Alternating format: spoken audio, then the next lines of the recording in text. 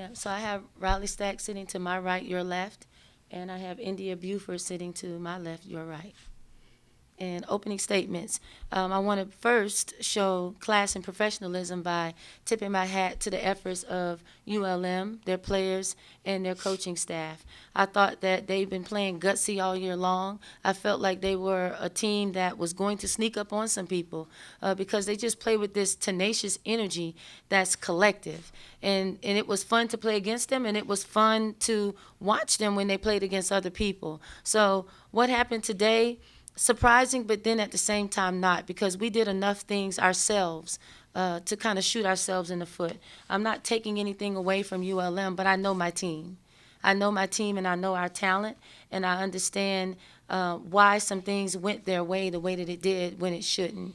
You know, we are a team that prides ourselves on our defense, but was it really there in the moments that we needed it the most? Were we able to put together a string of stops that were going to be able to allow us to produce great offense in transition? I think in the first half we had like 8 transitional points, and for us to end the game with 16, that means that we were taking the ball out of bounds far more than I would have liked. You know, I thought Shavers had her way in the paint. She found angles all night long. When she played us the first time in Norfolk, it seems like the iron may have been unkind and our length bothered her. But today she just saw a basket and she was able to connect at a pretty efficient rate. You know, 25 attempts, but you made 13 and you picked up some fouls from people, and it made us have to change some things up. Then you can't speak enough about Mays Prince. You know, she contributed 21 points for them. uh, Perfect from the free throw line, dang near perfect from the 3-point line. And I think the three that she hit in the first half, if I'm not mistaken. And that was huge for her and huge for their team. But now, ODU women's basketball, historical program that is accustomed to having success. And in this day and age, success comes in different forms because the game has changed, and so have the rules and the laws and the bylaws. So much that we've had to adapt to. But I still am proud of our team and everything that we've been able to do in this moment. Yes, it would have been nice to advance. Yes, it would have been nice to have an opportunity to play in the semifinals or finals, but it didn't happen. But that still doesn't mean that I'm not proud of our work, because there are things that go on in this sport, in locker rooms, and within our family that the public eye will never ever understand or be made aware of. But we succumbed a lot of tough moments this year, things that would break the spine of a lot of other teams, and we're still able to pull out 18 wins. You know, that's commendable.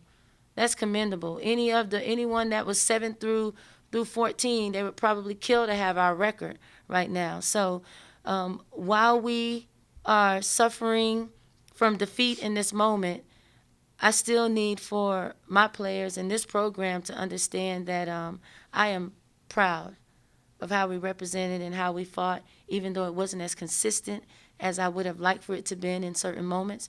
But I'm proud. Thank you, Coach. We'll open up now for questions. Go ahead, Paul.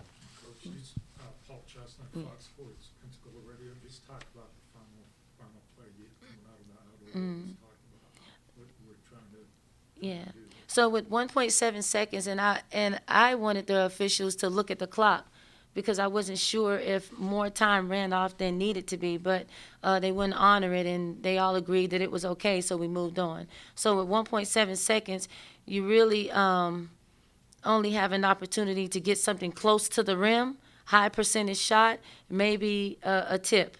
You know, so I wanted to use our length and our athleticism in that moment. If I tried to do anything on the perimeter, it just would have been switching, would have led to a deflection or a steal, less time off the clock, less for us to work with. I mean, more time off the clock, less for us to work with. So I chose to go to a lob action for Simone Cunningham. They did a good job of walling up and taking that away initially, but then we had a secondary option with someone coming towards the ball to hopefully someone would have fell asleep and we could have gotten a good 3 or a long 2 off in that moment. We got the catch, but we bobbled the ball on the face up towards the rim, and they were able to tie us up a little bit, and that was the game. you tell your players after losing a tough one like this? Well, when the conversation that we had with the players was one where, we talked to them about emotional intelligence and being able to regulate in certain moments. Because I think some things bit us in the butt when it became adverse for us as individuals, which also affects the team. And you have to realize that your contributions, good or bad, it affects the team. And we didn't have the emotional maturity that I wanted us to have in certain moments. So we spoke on that, and we related it to life, and how I'm hoping that, you know, everyone in this locker room will do the work that needs to be done so that they can be better for themselves, in life. This sport is a beautiful thing, and it's artistic in the way that it is. Art imitates life, life imitates art, and the two coexist beautifully. The adverse situations that you face on the court is no different from adverse situations you'll face in life, just it's not a basketball involved, but the feelings are the same. An external factor affecting you and how you think, feel, maneuver, respond, or react. So we have to learn how to be better in terms of how we control self so that we can always have a chance to win in the game and in life. So that's what the conversation was.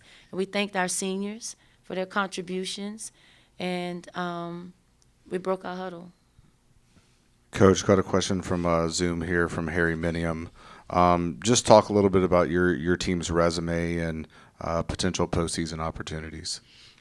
So I think that normally we're accustomed to having 20 plus wins in a season. I think we had that for 3 years in a row. Last year we had 18. This year we had 18. And when you look at Old Dominion women's basketball, you have to look at the moment that we're in and the type of team that we are, and how we've done things that may not always show up on a stat sheet, but if you do a deep analytical dive, you can see how nationally we pose a problem for a lot of teams from the three-point line and in. We can hold you with subpar numbers from the three-point line, and then we can make it a nightmare for you around the rim with the nation-leading shot blocker sitting to the right of me. You have to give Layla Walker her flowers, as well as Simone Cunningham.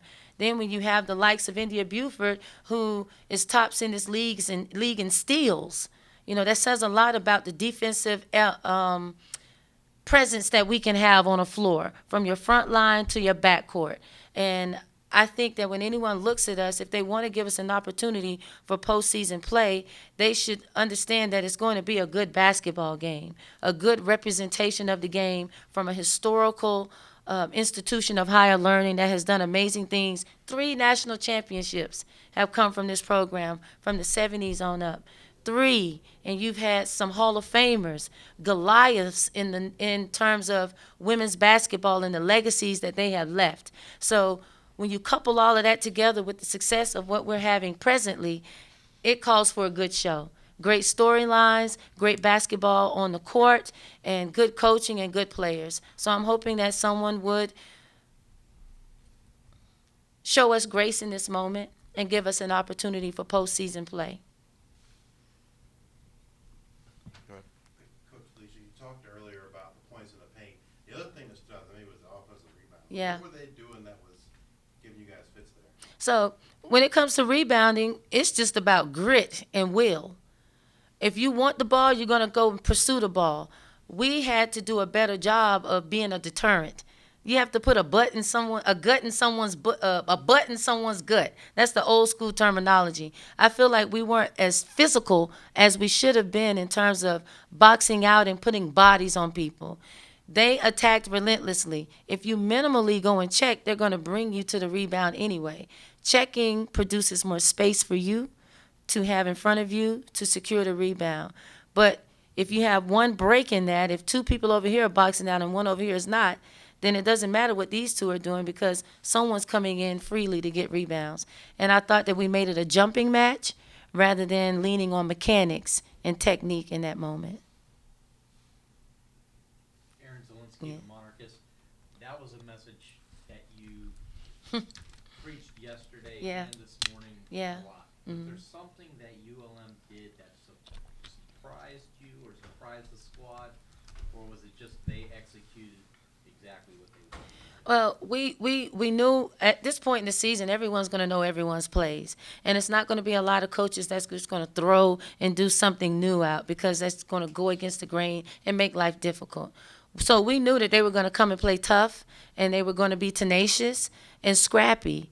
We knew this. But for some reason, we played like we didn't in moments. We knew they were going to pound the ball inside because Shavers is their only offensive threat on the inside, outside of an occasional post up that they would do against a guard when they post Ingram up.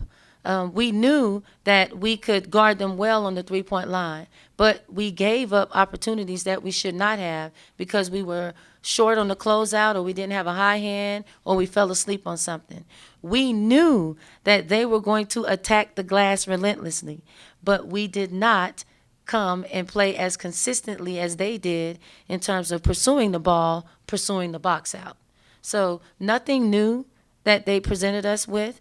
It was just the new thing that we brought to the table was not being consistent, not following the scout as tediously as we should have. Mike Langston, the Monarchist. I know in a loss, some good efforts can be lost in the shuffle. Mm. Fourth quarter, Shamar Fields gets hot. Mm-hmm. Talked about her play and how that kept you guys in it. Yeah. So Samar Fields, I thought that she did late in the game what she could have done the entire game.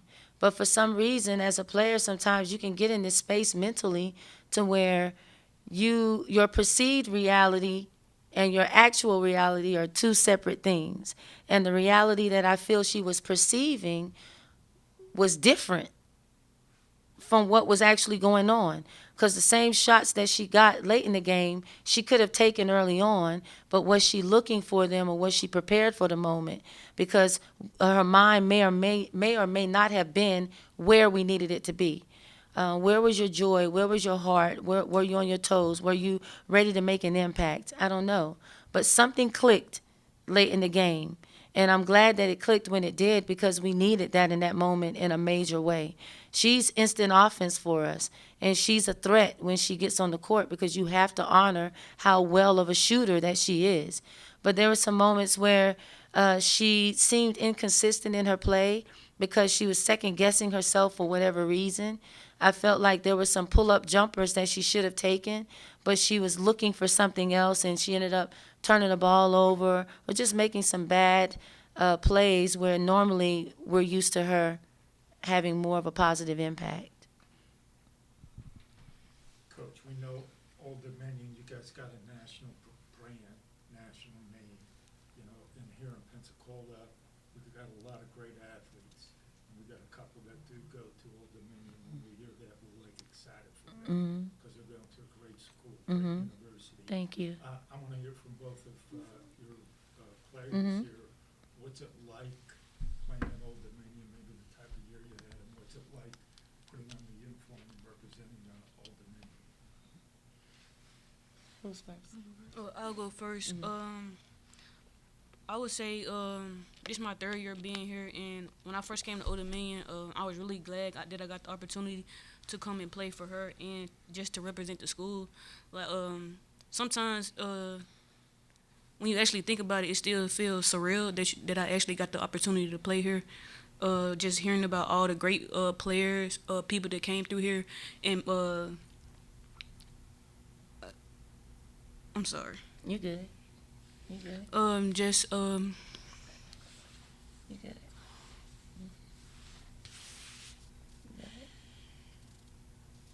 Yeah.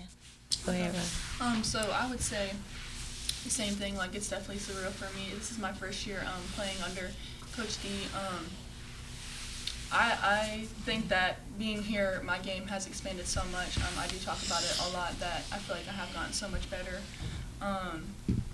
And just being more confident in my game, being able to open up inside and outside game. And then also just hearing about the great accomplishments about the school and the alumni and Hall of Famers and all of that. Me being a shot blocker and Donovan.